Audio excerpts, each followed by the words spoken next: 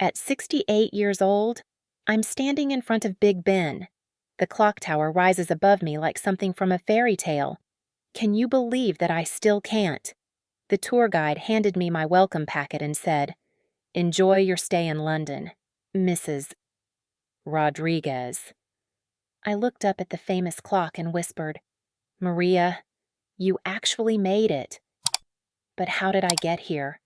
Everyone said I was dreaming too big. They said you're too old to travel alone to England. They said London is too expensive, too complicated for someone like me. But they didn't know my story. They didn't know about the dream that kept me awake at night for 50 years. My name is Maria Rodriguez. I'm 68 years old. And this is the story of how I made it to London when everyone said it was impossible. I wasn't born dreaming of London. I was born in a small town in Mexico where the biggest excitement was the weekly market day. My family worked hard just to put food on our table. Books were a luxury we couldn't afford. But when I was 12 years old, something magical happened. Our school got a donation of English books from America. My teacher, Senora Martinez, picked me to help organize them. One book caught my eye. It had a picture of a big red bus and a castle on the cover. The title said Tales from London. Even though I couldn't read English very well, I was fascinated by the pictures inside. I saw photos of the Tower Bridge. I saw the changing of the guard at Buckingham Palace. I saw people drinking tea and wearing fancy hats. Everything looked so different from my world. That night, I asked my older brother to help me translate some words. He laughed and said, "Why do you care about some faraway place?" But I did care. Something about London called to me. Maybe it was the history. Maybe it was the elegance. Maybe it was just the idea of a place so different from everything I knew. I started learning English more seriously. I borrowed that book so many times that Senora Martinez finally let me keep it. I read it until the pages fell apart. Every night before bed, I would look at those pictures and whisper, "Someday I'll walk on those streets." When I turned 16, my family moved to California. My father found work in the fields. We lived in a tiny apartment with 3 other families. Money was tighter than ever. I had to drop out of school to work. My dream of London seemed more impossible than ever. But I kept that old book. I hid it under my mattress like a secret treasure. At 18, I married Carlos. He was a good man who worked construction. We had 4 beautiful children. Carlos worked long hours. I stayed home and took care of the family. Life was hard, but good. We slowly saved money for a small house. The children needed clothes, school supplies, medical care. Every penny went to making their lives better. Sometimes, late at night, I would take out my old London book. The pages were yellow now and some pictures were faded. Carlos would find me looking at it. "Still dreaming about that place?" he would ask gently. I would nod. "Maybe someday when the kids are grown up?" "Maybe," he would say, but we both knew it was just a dream. The years passed quickly. The children grew up, graduated, got married, had children of their own. Carlos and I became grandparents.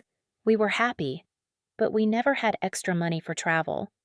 There was always something more important: a new roof, a car repair, helping the kids with their expenses. By the time I turned 50, I rarely looked at my London book anymore.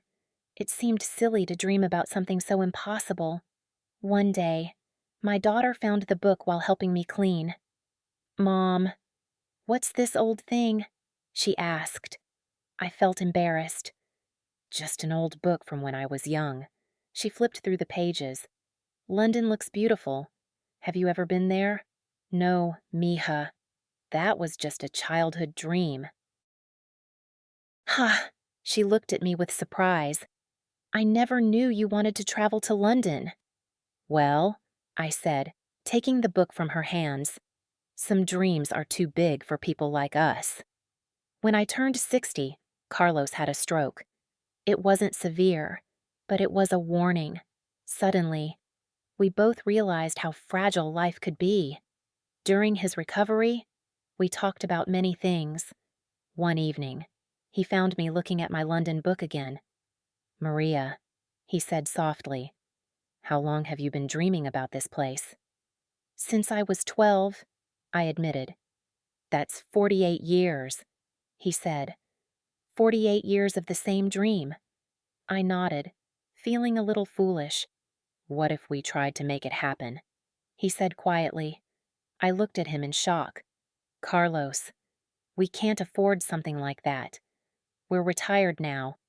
We need to be careful." He sat down next to me. "We've been careful our whole lives. We've saved for everyone else's needs." "What about your need?" That conversation planted a seed that would change everything. The next morning, Carlos and I looked up the cost of a trip to London. The numbers were shocking. Flights, hotels, food, transportation. It would cost almost $5,000. "It's impossible," I said, closing the laptop. "Wait," Carlos said. "Let's think about this differently. How long would it take us to save $5,000? We did the math. If we saved every extra penny, it would take us almost 4 years." "4 years?" I repeated. "I'll be 64 by then." "So what?" Carlos said. "You'll still be you, and London will still be London." That afternoon, we opened a special savings account. We called it our London Fund. We started small.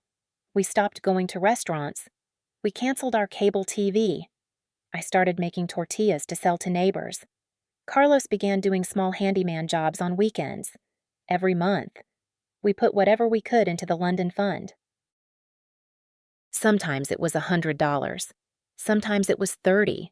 Once, it was only $10. But we never skipped a month. I made a chart and hung it in our kitchen.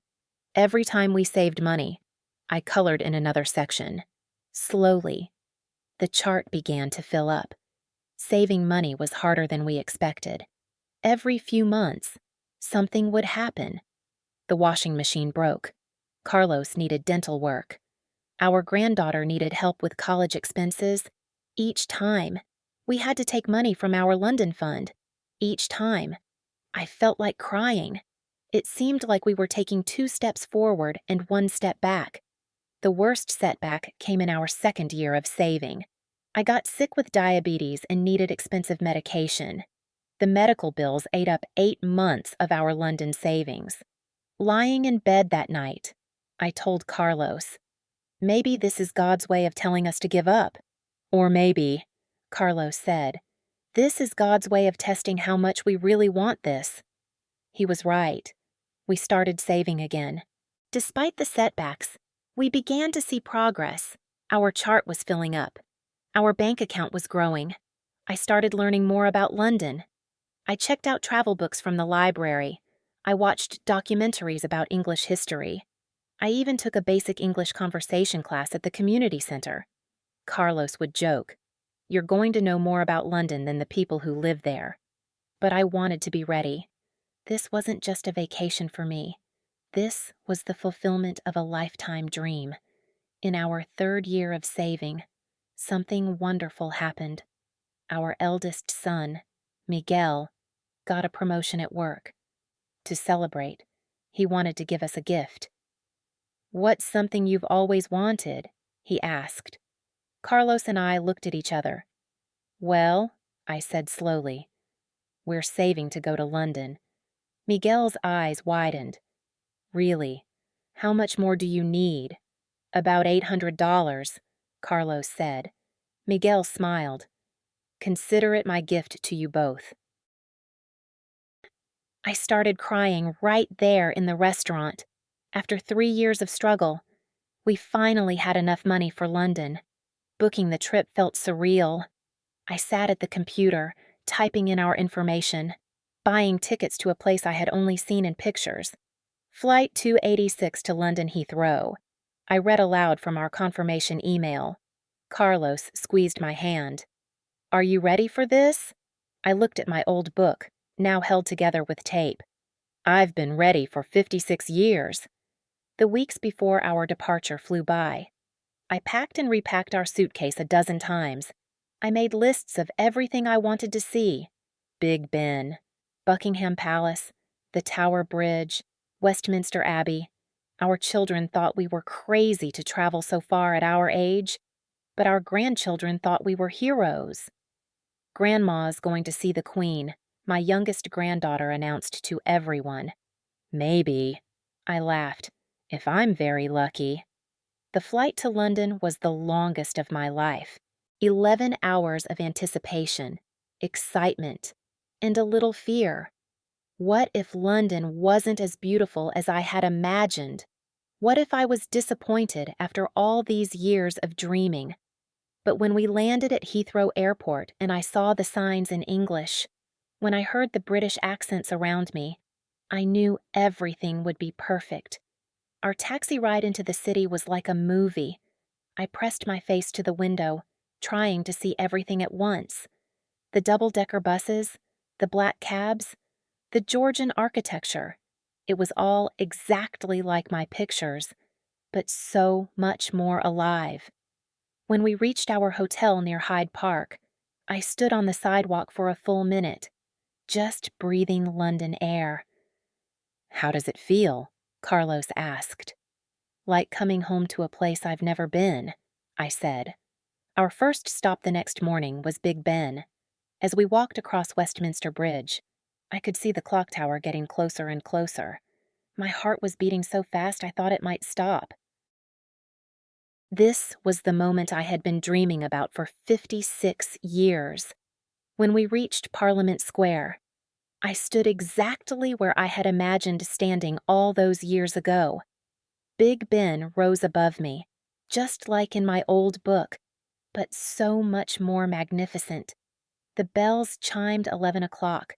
The sound echoed through my entire body. I started crying.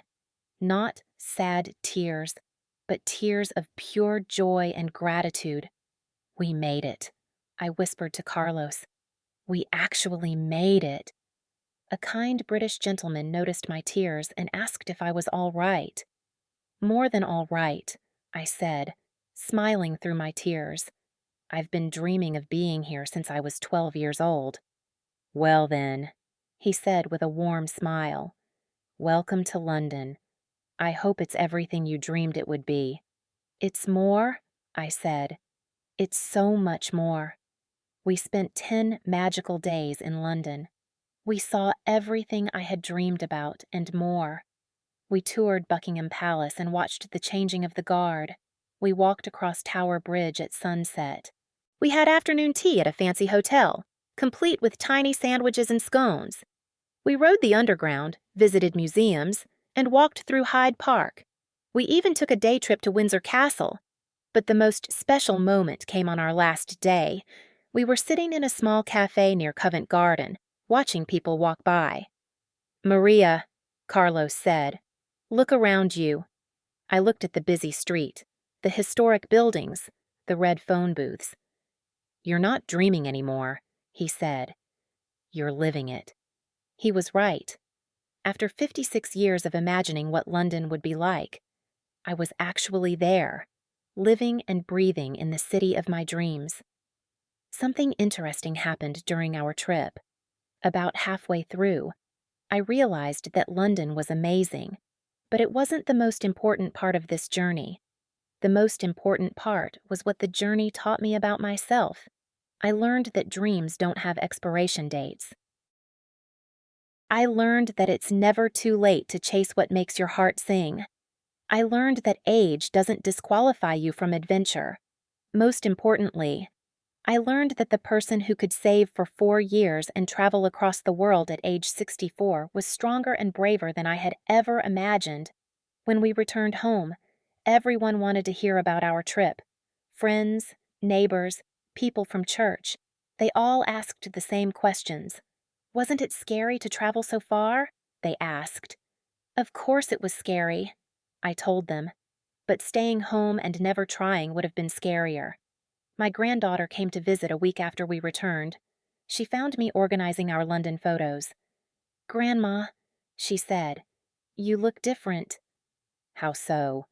Misha, you look proud, like you did something really important.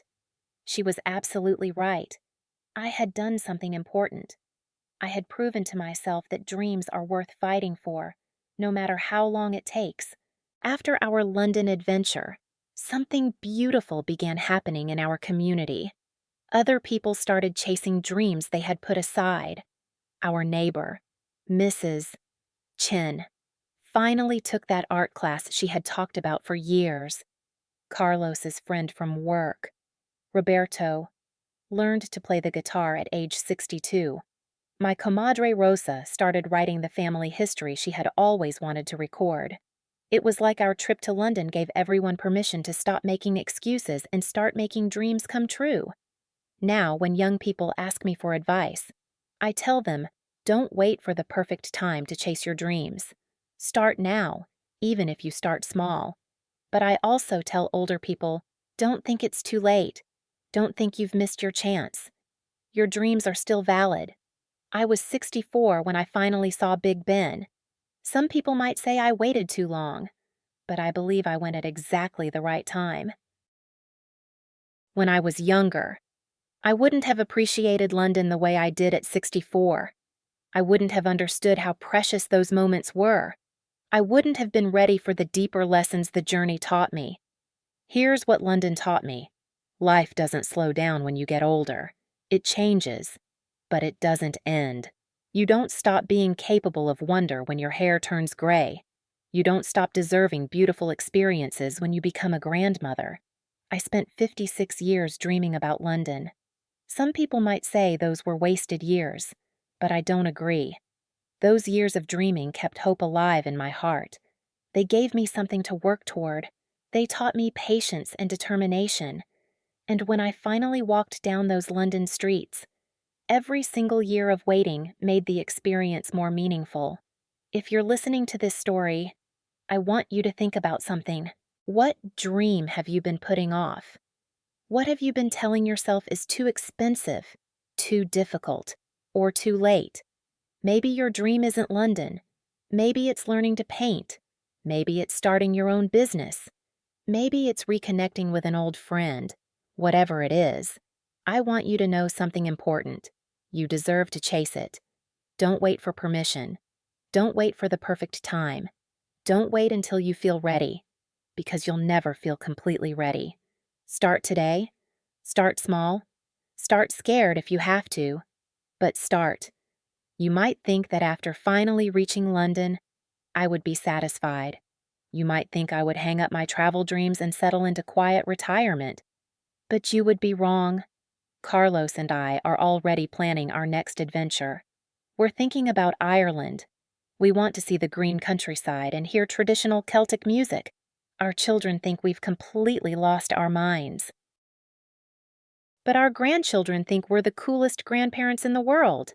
And honestly, we feel pretty cool too. I'm 68 years old now, and I want to leave you with this truth. Dreams are not just for the young. Dreams are for anyone who refuses to give up. Dreams are for anyone who believes they deserve something beautiful. Dreams are for anyone willing to work, save, and wait for what matters to them. My London book is still on my nightstand. The pages are even more worn now, but it's not just a book of dreams anymore. It's a book of memories. The little girl who first saw those pictures of Big Ben grew up to become a woman who stood in its shadow. The young woman who thought London was impossible became the older woman who made it possible. If I can make it to London after 56 years of dreaming, you can make it to wherever your heart is calling you. The most important step is the first one. Everything else is just putting one foot in front of the other until you arrive. And when you do arrive, whether it's London or somewhere else entirely, you'll discover the same thing I discovered. The journey changes you in ways you never expected. And the person who reaches the dream is stronger, braver, and more capable than the person who first dared to dream it. Your dreams are waiting for you. What are you waiting for? Thank you for listening to my story about finally making it to London.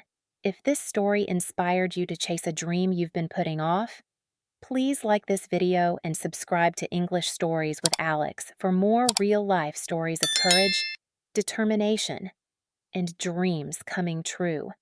Share this with someone who needs to hear that it's never too late to start living the life they've always imagined. Until next time, keep dreaming big and taking small steps toward those dreams.